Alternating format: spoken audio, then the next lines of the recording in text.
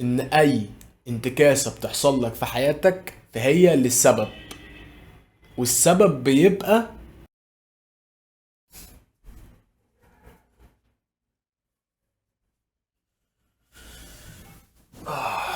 السلام عليكم. هلا والله يا شباب، هلا والله. يوم جديد، الدنيا جميلة، كل حاجة جميلة، كل حاجة حلوة، الدنيا بتمشي فاهم. متوقفش الدنيا. عشان الفترة دي شايف ناس كتير موقفة دنيتها على حاجات خايبة كده زي ما تقول. المهم، يا رب تكونوا بخير، يا رب تكونوا تمام. النهاردة 8/12، الساعة 7 الصبح، عشان نلحق بقى الشمس اللي بتيجي تضرب في وش من على اليمين دي فاهم. يومكم جميل يا شباب بإذن الله. صلوا على النبي، متنسوش تعملوا سبسكرايب في الشانل. بسم الله. طيب، آه كذا حد اداني وجهة نظر على موضوع الانترو كده، تمام، تم الموضوع بالسلام. تمام. والحاجة التانية اللي بشر بيها ان سلسلة قهوة سادة راجعة خلاص، يعني فاهمني، يعني الحلقة الجاية الحلقة اللي بعدها، يا اما الجاية بودكاست، يا اما قهوة سادة على طول. تمام. بس بقى قهوة سادة بقى بالتطور بقى المفروض يتعمل. طيب، روح هات لك كوباية قهوة زي دي، بلاش فناجين، مش بتوع فناجين احنا. روح هات لك كوباية قهوة زي دي وتعالى لي. يلا، بسم الله. يعني ممكن اقول لك الفلو اللي احنا هنمشي بيه في الحلقة النهاردة يبقى ازاي. احنا هنعرض وجهة النظر، بعد ما نعرض وجهة النظر هنبدأ نتكلم في أمثلة، بعد ما نتكلم في الأمثلة ديت هنبدأ بقى نجيب التجارب الحقيقية. يعني أنا هكلمك في أمثلة في اللي هو في الخيال، اللي هو مثلا حاجة زي كده زي كده زي كده، بعد كده أجيب لك تجارب حقيقية. تمام. واو، ادينا بندردش مع بعضنا عشان تبقى بس فاهم الفلو بتاع البودكاست ده هيمشي ازاي. طيب، من عنوان الفيديو اللي هو تقريبا هيبقى، بص، هيبقى بحاجه من الاتنين: لحل لانهزامك، لا انت، لا اما انت ليه بتنتكس، فاهم؟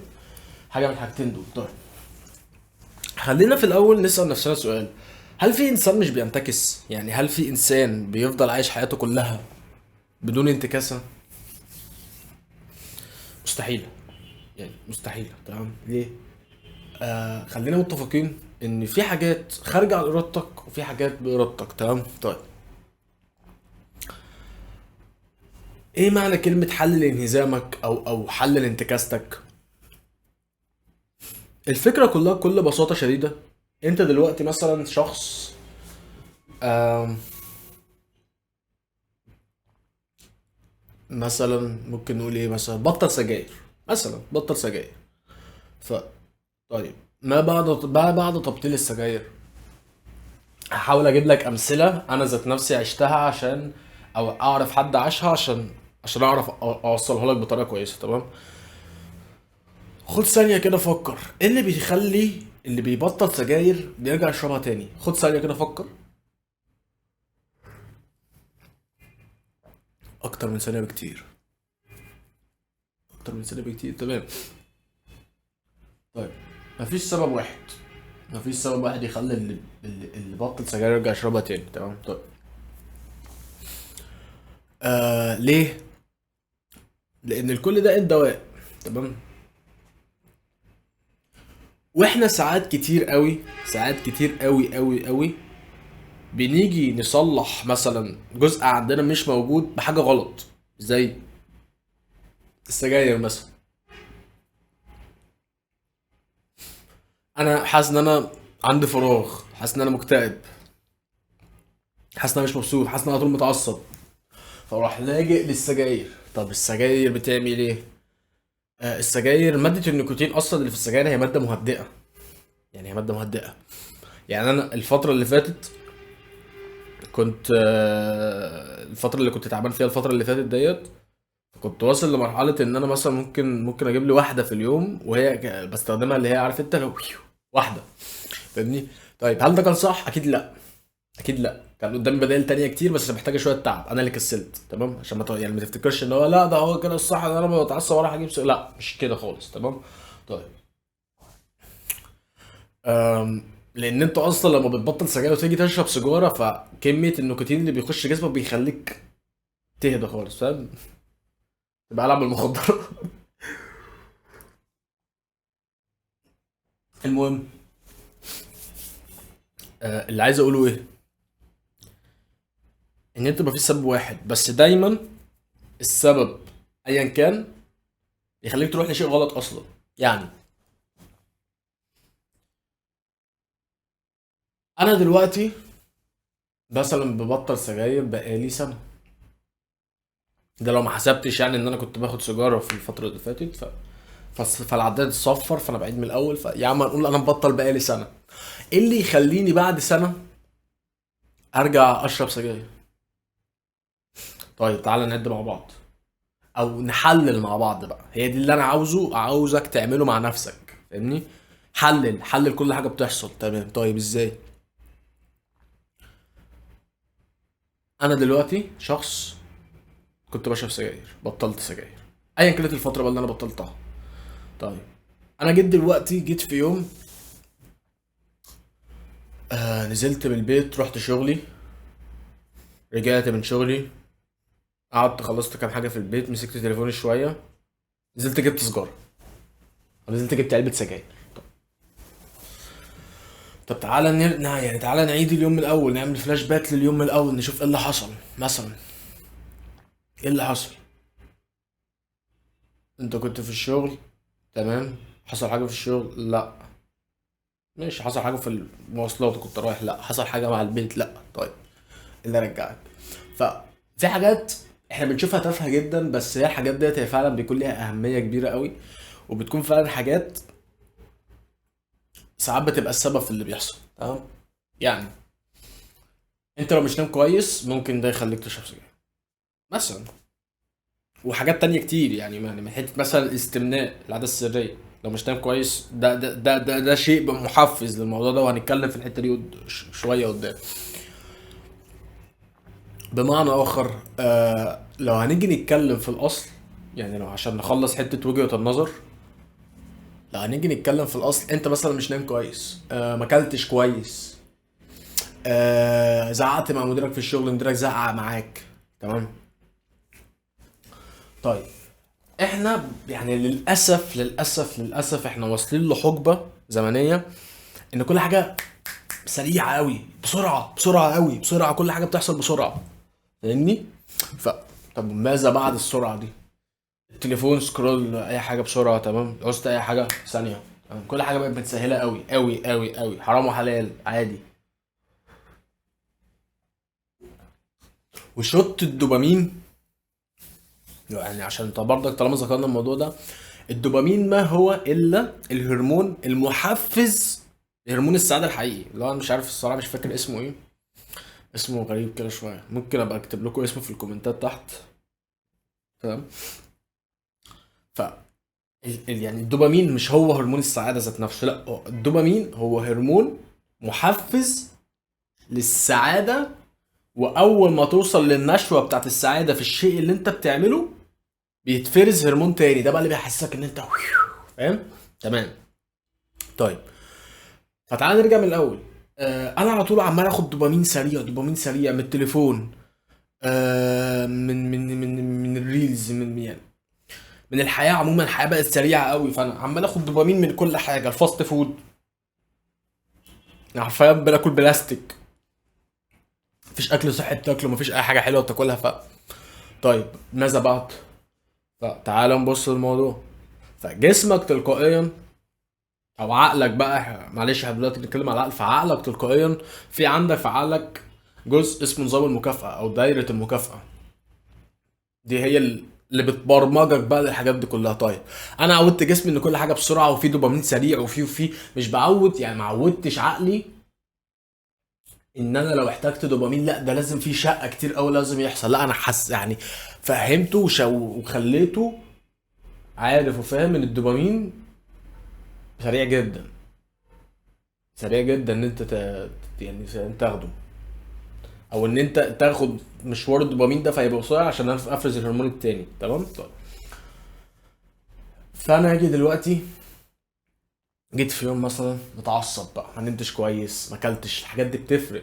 الحاجات دي بتفرق جدا جدا جدا. لو انت مش واخد بالك منها فهي مع عقلك بقى قوي بتفرق، بتخليك تعمل حاجات غصب عنك وانت مش فاهمها اصلا. طيب ازاي؟ طيب انا دلوقتي مثلا جيت في اليوم اللي احنا بنقول فيه مثلا واحد جه من الشغل، قعد شويه على التليفون، لقى نفسه نزل اشترى سجاره او نزل شرب سجاير عموما، انتكس. تمام، انتكس. طيب فتعال نبص بقى للعقل. هو العقل ماشي ازاي؟ العقل متعود على الحاجات اللي بسرعه، الحاجات اللي هتخليني مبسوط بسرعه، الحاجات اللي هتديني مكافاه بسرعه. طب فين المكافاه؟ مفيش مكافاه، انت من شغل ليه فانا عايز مكافاه. فدماغك هتبدا توديك وتجيبك في ايه؟ اي حاجه، اي حاجه تديك دوبامين سريع، اي حاجه. عارف الدوبامين دلوقتي بقى؟ عارف انت اللي هو اطلع، خلي الشخصيه دي او خلي الجسم ده دلوقتي يعمل اي حاجه تديني مكافاه. خلي الجسم ده يعمل اي حاجه فيها مكافاه. فاهم؟ حرام بقى، حلال، حلوه، وحشه، هو ما عندوش اي مشكله. هو دلوقتي عايز الحاجه اللي انت عودته عليها. انت عودته على واحد اتنين تلاته اربعه، فهو عايز واحد اتنين تلاته اربعه. ولذلك صيام الدوبامين ده شيء صحي جدا، ان انت تصوم عن الدوبامين، تصوم عن التليفون، تصوم عن الريلز، تصوم بقى عن الاكل الغير صحي، تصوم عن حاجات كتير قوي. فاهم؟ هو في الاخر هديك استراتيجيه تمشي بيها في حوار لو انت عايز تصوم فيها على الدوبامين. ف ممكن نقول ان مثلا احنا كده شرحنا نقطه ان ازاي فعلا انت ممكن تنتكس، وان انت تنتكس اصلا غصب عنك بسبب حاجات قديمه، باسباب قديمه، بسبب كده. طيب تعالى مثلا نخش بقى على امثله في حاجات كتير واقول لك ده حصل ليه. تمام، يعني ممكن نجمع الحاجه الاخيره اللي هي بقى التجارب الشخصيه والتجارب العمليه مع الامثله. فاهمني؟ اقول لك المثال واقول لك تجربه عني او تجربه عن حد اعرفه. تمام؟ طيب. او تجربه انا سمعتها من حق او من حد وانا واثق ان هو حقيقي، مثلا حد سمعته في بودكاست بيتكلم عن الموضوع دوت وعارف ان هو لا، هو بيتكلم صح، بيتكلم حقيقي. بالمناسبه آه لازم تبقى عارف كويس قوي ان انا بثقف نفسي اول باول. فاهم؟ لنفسي ثم لك. يعني مش كل، يعني انا مش ذو علم، يعني ربنا يرزقنا، بس مش ذو علم عالي قوي ان انا بعرف كل الحاجات دي كلها من نفسي او من اول مره. اكيد لا، يعني اكيد في حاجات انا بخطف منها طرف خيط، فانا عايز اتكلم عن ده، فانا بخش افضل ابحث، اكيد بستفاد وفي نفس الوقت بطلع فيدك. تمام؟ عشان تبقى عارف بس الموضوع، عشان في ساعات بحاجات بتقلش مني، فاعذرني. لان انا قلتها قبل كده ان انا في البودكاست مش ببقى سكريبتد، مش ببقى كاتب انا هقول ايه. فاهمني؟ ف- مش زي قهوه ساده. قهوه ساده الكلام بيبقى طالع على الشعره.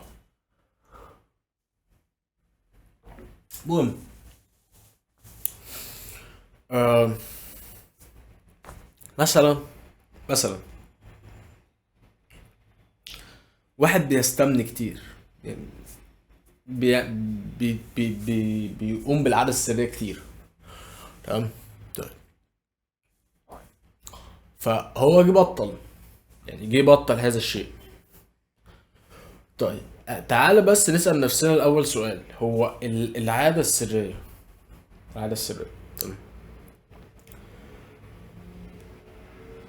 يعني عشان في مفهوم موجود حاليا ان عارف انت اللي يقول لك طب مش دي زي الجواز؟ ما خلاص بقى. لا يعني مش كده، يعني عايز افهمك حاجه. للولاد وللبنات، لان برضك نسبه 60% مثلا، نسبه 60% مثلا من البنات عندهم نفس المشكله دي، بس الولاد اكتر بكتير، والولاد بيعرفوا يتكلموا، البنات عمرها ما هتيجي تتكلم عن حاجه زي كده. فاهم؟ طيب يعني هو بيجي يقول لك ايه؟ في العاده السريه وفي الجواز، في الحالتين بيحصل قصف، فبيديني النشوه او بيديني السعاده اللي انا بحس بيها. طيب في العاده السريه انت الكيرف بتاع الشهوه بتاعك او بتاع النشوه بتاعتك، فهو بيطلع هوب يروح نازل، خلاص مش هيطلع تاني الا بعد حبه. فاهمني؟ طيب في العلاقه الزوجيه او في العلاقه الحميميه انت الكيرف بيطلع ما بينزلش، ممكن يعمل نيرف ويكمل، نيرف ويكمل، ما بيقعش خالص مره واحده، عمره ما يحصل ده الا لو في مشكله بقى يعني صحيه عند عند حد من الاثنين المشاركين في العلاقه. تمام؟ طيب فبالتالي انا كده فهمت اول حاجه ايه، ان العاده السريه مش زي الجواز. الجواز يفرق كتير جدا عن العاده السريه. تمام؟ طيب فانا دلوقتي شخص مثلا بطلت اتم العاده دي، بطلت اعملها. طيب ليه مثلا جيت في يوم انتكست؟ طيب ممكن ندي كذا مثال.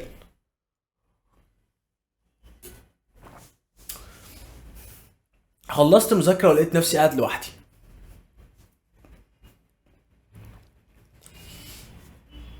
ايه اللي خلاني انتكس؟ ان انت قاعد لوحدك. ده بجد. طيب ازاي؟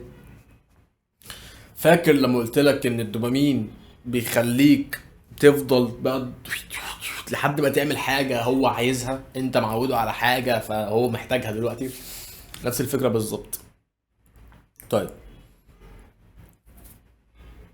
بتبدأ اللي هو ايه، يعني بص برضك الدماغ، بص العقل بيفكر، يعني العقل بيعمل ايه. تقول لا انا مش هعمل كده، لا مش هعمل، هقوم اتفرج على التلفزيون. فانت بتمسك الريموت وبتفضل تقلب لحد ما تلاقي مشهد سوفت بورن مثلا. انت بتبقى فاهم، هو عقلك خلاص اتبرمج. اعمل حاجه، اعمل حاجه. تمام. طيب بتنتكس. طب اجي بقى امسك ورقه وقلم، ودول مهمين جدا، ان انت تدون بالذات في وقت الانتكاسه ايه اللي حصل او ايه السبب. او انا عملت ايه النهارده خلاني اعمل كده او اوصل لكده. فانا جيت مثلا انتكست. طيب انتكست ليه؟ انا قاعد لوحدي. طيب ايه تاني غير ان انت قاعد لوحدك؟ آه... لسه مخلص مذاكره ودماغي متشتته، فاهم؟ عشان كده دايما بقول لاي حد، انت اجتهدت في حاجه كافئ نفسك. يا جماعه بجد ده مش حاجه تافهه، دي مش حاجه تافهه ان انت تجيب لنفسك اكله حلوه، ان انت تجيب لنفسك اي حاجه، ان انت تعمل لنفسك، تجيب لنفسك لبس. يا جماعه الموضوع دوت مش تافه، الموضوع ده مش تافه. انت عقلك وداك بان انت مكافأة مذاكرتك هو دلوقتي في دوبامين خلاص، يعني في دوبامين فورس حاليا. فانا خلاص ما قداميش حاجه دلوقتي غير ان انا اعمل كذا كذا كذا كذا. طيب لو انا كنت كافئت نفسي بحاجه كان ممكن الموضوع يبقى موجود بس اهدى. ليه؟ انت كيمياء جسمك لما بتوصل لحاله لما تبقى الشهوه بقى خلاص، انت كيمياء جسمك ذات نفسها بتتغير. ممكن بقى تعرق، بتترعش، اطراف جسمك تبرد، في حاجات بقى انت خلاص مش بتبقاش قادر تسيطر عليها. ولما بتوصل للمرحله دي فانت خلاص هتنتكس، انت خلاص فقدت السيطره على نفسك. طيب شخص تاني بيسهر طول الليل مثلا. فطب ما هي نفس الفكره، انت مش عامل لنفسك اصلا بيئه. يعني نقدر نقول بيئه ايه، بيئه اللي هو بيئه صحيه، او بيئه تحميك من هذه الانتكاسه. يعني اكتر وقت بيحصل فيه الانتكاسات اصلا هو الوقت بتاع بالليل، وقت السهر ده اكتر وقت بيحصل فيه انتكاسات. فمش كل الناس بس معظم الوقت. ليه؟ لان انت تبقى قاعد لوحدك تماما، تبقى قاعد لوحدك تماما. ف آم، دي برضك مرحلة من المراحل. طيب لو ما اكلتش كويس ممكن يحصل. ليه؟ لان انت برضك ما اديتش لجسمك المكافأة اللي هو عايزها. نرجع ونقول ما اديتش لعقلك، اسف، نرجع ونقول عقلك انت عودته. بص اجيبها لك بأني مثال، اجيبها لك بأني مثال. مفيش مثال معين في دماغي، بس هنقول ان ده عقلك، يعني مش ايدي اكيد. هنقول ان ده دلوقتي اهو عقلك اهو. تمام. طيب عقلك انت كل يوم بتدخله آه كيلو دوبامين. هي بتدخله، قصدي قلنا الدوبامين الحاجه التانية. طب بتدخله كيلو هرمون سعاده، لان انا مش فاكر اسمه عشان اسمه متلخبط قوي.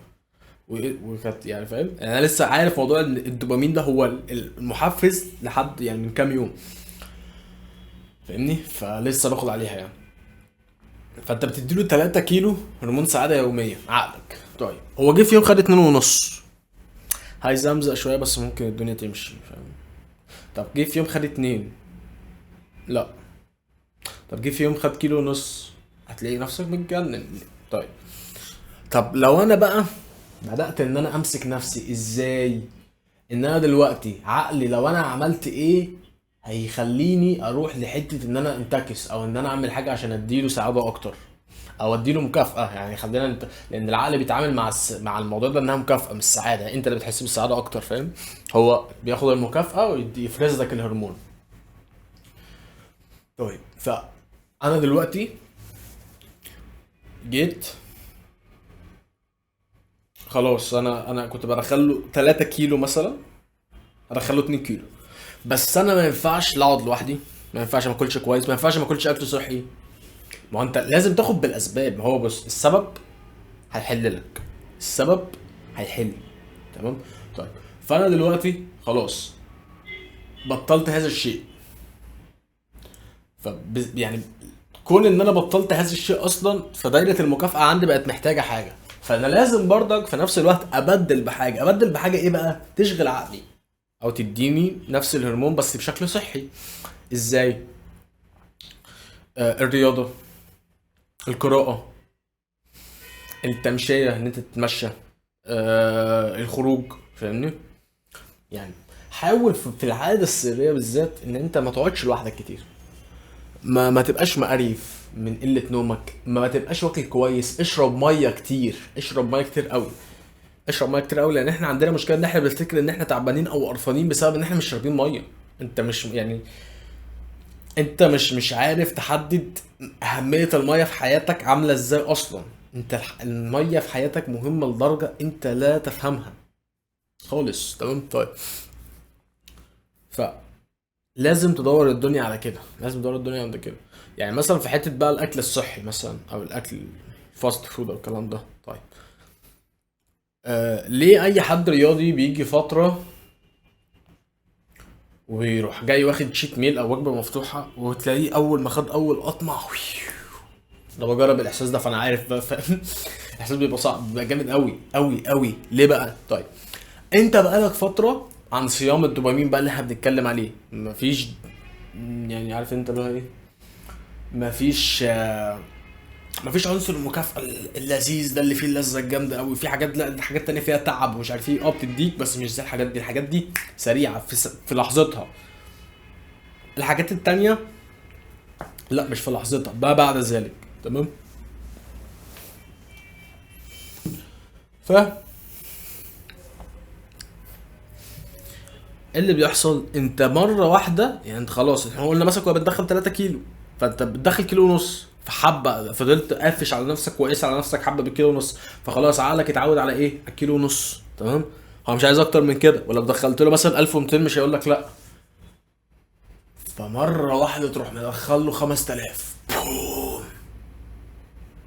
عقلك بقى له ايه ده؟ شفت العيال الصغيرة اول مرة ياكلوا فيها ايس كريم، بتلاقي الهرمونات عندهم اتفرزت بشكل رهيب. ليه؟ فاهم؟ هي حاجه بالنسبه لهم اول مره يجربوها، اول مره يعملوها، فاهم؟ فبالنسبه لهم ايه ده؟ ايه الجمال ده؟ فاهمني؟ فعلى هذا الشيء طيب، فلازم لازم تحط لنفسك، يعني اللي انا عايز اقوله من كل كلامي ايه، ان انت تحط لنفسك اسباب. عيب ان انت تنتكس؟ لا مش عيب ان انت تنتكس، العيب ان انت ما تبقاش محل لانتكاسك عشان ما يحصلش تاني بنفس السبب. يعني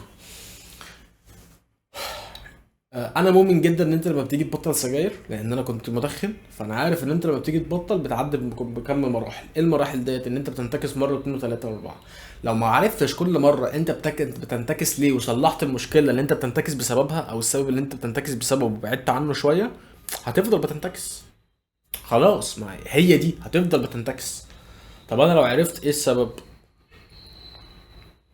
ايه لو عرفت، يعني لو انا عرفت ايه السبب اللي هو بيخليني خلاص انتكس، هبدا يعني احلل، يعني احله. هحلل السبب، انا ايه اللي وداني هنا وايه وايه وايه وايه، واحله. تمام. ف آه في الاسك اخر اسك نزلته كان في واحد يعني بعت تقريبا من ايميل فيك، قال ان هو بيستمن 7 مرات في اليوم. يعني انا اتخضيت من الرقم 7 مرات في اليوم. يعني انا اؤكد لك من دلوقتي ان الشخص ده لا بياكل عدل، لا بيشرب ميه عدل، لا بينام عدل، بنسبة كبيرة جدا ممكن يبقى مدخن. هو مش ممكن، ده بنسبة كبيرة قوي اكيد كمان، فاهمني؟ فانت عندك الحاجات دي كلها، فصباح الفل. التليفون، دوبامين دوبامين دوبامين دوبامين، فسبع مرات في اليوم بتجيب من ايه؟ سبع مرات في اليوم. فاهمني؟ انت بتدمر نفسك، انت بتدمر نفسك، بتدمر نفسك، بتدمر نفسك. آه يعني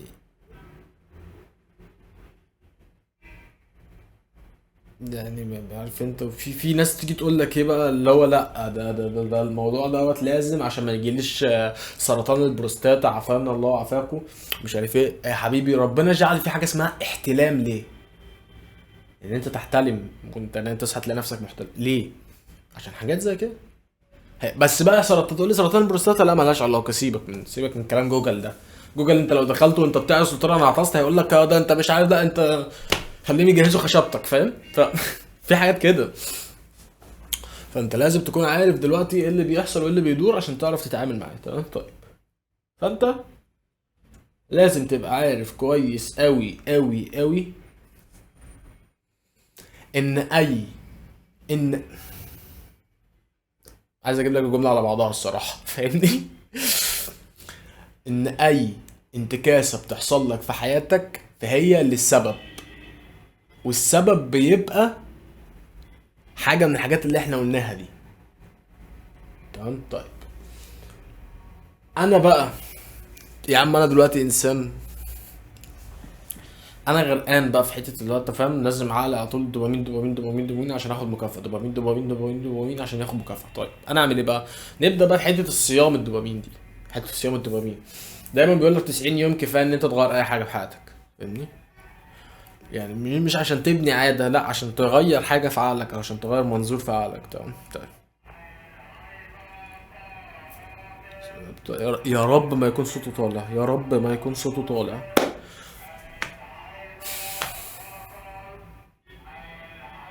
انا عندي سؤال وجيه، مين هيشتري بصل الساعه 7:30 الصبح يا جماعه؟ يا رب. امشي بقى. فكرة هو لسه كده بيقرب، يا رب يكون صوته طالع.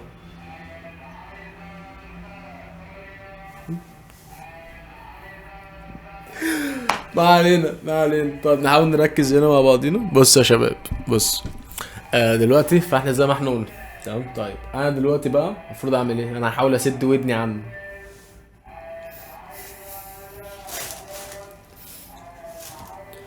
فدلوقتي احنا المفروض نعمل ايه؟ ن...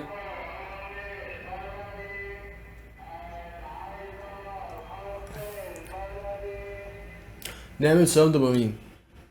صيام دوبامين بيتم على 90 يوم. تمام؟ طيب، ليه 90 يوم؟ لان ده الوقت الكافي ان انت تقدر فعلا تشوف بقى انت لو هتنتكس انتكست ولا لا، او ترجع تعيد تاني صفر العداد وترجع هكذا. فاهمني؟ مش معنى ان انت كست في يوم في ال90 يوم فلا الله خلاص بقى ارجع عيد من الاول، لا. يعني مثلا انا في اليوم ال28 وانت كست، خلاص انا في اليوم ال27 كمل. فاهم؟ هكذا. طيب لان الانتكاسه مش زي الفعل المرغوب بيه. يعني لما تشرب سيجاره وانت عايز تشربها غير لما تبقى منتكس فشربت سيجاره. فاهمني؟ طيب، ف ايه صيام الدوبامين؟ صيام الدوبامين مبدئيا اول حاجه تعملها بلاش سهر بالليل. بلاش سهر بالليل. ليه؟ بص، اي تعب في الجسم بيشفى بالنوم. طب ايه النوم الصحيح اللي يشفى بيه جسمي؟ نوم بالليل. فاهمني؟ ربك ذات نفسه قايل يعني. فاهمني؟ طيب، ما بعد ذلك الاكل. الاكل الغير صحي، عايز اقول لك على حاجه، في ناس جيناتها الاكل الغير صحي بيزود الشهوه عندهم. ده بجد، في ناس الاكل الغير صحي بيزود الشهوه عندهم. مش شهوه جنسيه، شهوه حاجات كتير. فاهمني؟ في حياتك. طيب، يبقى كده. الاكل طيب تبدل الاكل بايه؟ كل الاكل العادي الطبيعي بتاعنا، بس قلل زيوتك، نظف اكلك، بلاش سكريات كتير، بلاش موالح كتير. عيش يعني عيش لايف ستايل كده، فاهم؟ صحي. طيب اعمل ايه تاني؟ انزل اتمرن، العب رياضه. مش لازم جيم، العب كوره، العب حاجه بشكل يومي. حتى لو هتاخد منها راحه يوم او يومين في الاسبوع تمام، بس خد حاجه بشكل يومي، اعمل حاجه بشكل يومي. ابعد عن تليفونك. استخدم تليفون. يعني انا لو جيت مثلا تفتح تليفوني وتشوف السكرين تايم بتاعي، هتلاقي اكتر وقت بقضيه على الواتس فقط. ليه؟ لان انا اصلا شغلي على الواتس، فانا بتعامل، يعني انا شغال مع ايجنسي وشغال فريلانس ومش عارف ايه، فمعظم الناس اللي بتعامل معاهم على الواتس. تمام؟ جروب شغلي موجود على الواتس، فبالتالي اكتر حاجه بستعملها بتبقى الواتس. لو مش فاتحه هنا ويب بستعمله هنا مع التليفون. فاهمني؟ طيب انما بقعد بقى اسرح جوه الريلز ساعات، بس مش دايما. تمام؟ طيب ليه؟ لان انا اصلا حاطط حاجات في يومي. يعني دي النقطه اللي بعديها، اللي هو ابدا. بص، فاكر النوت دي احنا كنا اتكلمنا عليها 8 12 2024. طيب انا هقول لك حاجه، في صلاه، في قران، في حاجات، يعني في تاسكات في يومي مش هقول لك عليها. في صلاه، في قران، في تمرين، في شغلي، في تصوير البودكاست دوت، فاهم؟ في تجهيز لحاجات تانية، في مشوار لازم اروحه، في حد لازم اكلمه، فاهم؟ في سيشن النهارده مع حد هقعد اعلمه حاجه، فهكذا. فاهم؟ طيب آه لما بتعمل الحاجات دي، حتى لو انت بتحب تمسك التليفون كتير، مش هتلاقي نفسك تمسكه كتير، او بتمسكه لاجل ان انت تخلص اللي وراك. فاهمني؟ مش هتيجي مع الوقت من اول مره، ومش اول مره هتحط مهام كتير. آه ابدا بالاهم ثم المهم ثم الاقل اهميه. فاهم؟ او المهم ثم الاهم ثم الاقل اهميه. ما علينا. دي الفكره كلها اللي انا عايز اوصلها لك. انت لازم تحط في دماغك كويس قوي ان الحاجات دي لما بتعملها مع بعضها بتساعدك تكون احسن، بتساعدك تكون افضل. احنا عندنا معتقد ان احنا لما بنبعد عن ربنا، او بنخرج بقى من الاحكام اللي فرضها علينا في الدنيا ومش عارفين، فبنبقى احرار في الدنيا. فاهمني؟ ولكن اللي بيحصل دايما بيثبت عكس ذلك، اللي هو ايه، احنا بنيجي دايما بنلاقي نفسنا اول ما بنبعد بنقع في ابتلاءات، مش ابتلاءات بالظبط، بنقع في كرب، في ضيق، في خنقه، اكتئاب. تمام؟ ولذلك الشباك قفل لوحده. تمام؟ ولذلك مصدق ممكن نجرب كده نشوف الاضاءه كده تبقى احلى ولا لا. ولذلك هتلاقي نفسك في الوقت ده انت بتعمل حاجات كتير قوي بقى، اللي انت كنت منتكس فيه رجعت تعمله تاني بدماغك. تمام؟ طيب ف لازم تحط لنفسك ليميت، تحط لنفسك حد في كل حاجه. راجع اسلوبك في كل حاجه بتعملها. ابعد عن التليفون شويه واقعد مع نفسك. هات ورقه وقلم، والله ما هتخسر حاجه. هات ورقه وقلم. انا انتكست امبارح، انا شربت سجاره امبارح، انا استمنيت امبارح، انا اتفرجت على مشهد لا مؤاخذه امبارح، انا عملت حاجه غلط امبارح. اروح جاي. تمام؟ طب انا عملت كده ليه؟ هو انا كنت فين؟ طب انا كنت بعمل ايه من اول اليوم؟ طب انا كنت واكل كويس؟ طب انا كنت نايم كويس؟ طب انا اتخانقت مع حد؟ طب انا هتعرف، هتلاقي سبب. اي حاجه في الدنيا بتحصل لسبب. يعني اللي بيجي يقول لك انا مكتئب بس ما اعرفش ليه، دي الحاله الوحيده اللي يقول لك فيها ما اعرفش ليه، يعرف ان هو بعيد عن ربنا. بس مفيش واحد قريب من ربنا بيكتئب من غير سبب. انسى، انسى. طيب فاهمني؟ فكر في الكلام ده كويس، وحدد انت عايز تعمل ايه، حاول تعمل حوار صيام الدوبامين. حتى مش تقدر تعمله 90 يوم، اعمله لفتره قليله، بس هتحس انت كويس، تحس انت كويس جدا. ف يعني اتمنى تكون استفدت يا صديقي، اتمنى تكون الحلقه كانت خفيفه على قلبك. تمام؟ على لكم جميعا. صلوا على النبي. وباذن الله هحاول باذن الله ان الحلقه الجايه تبقى قهوه ساده بقى، نرجع بقى للمونتاج والحركات بقى والصور وكده. تمام؟ يلا سلام.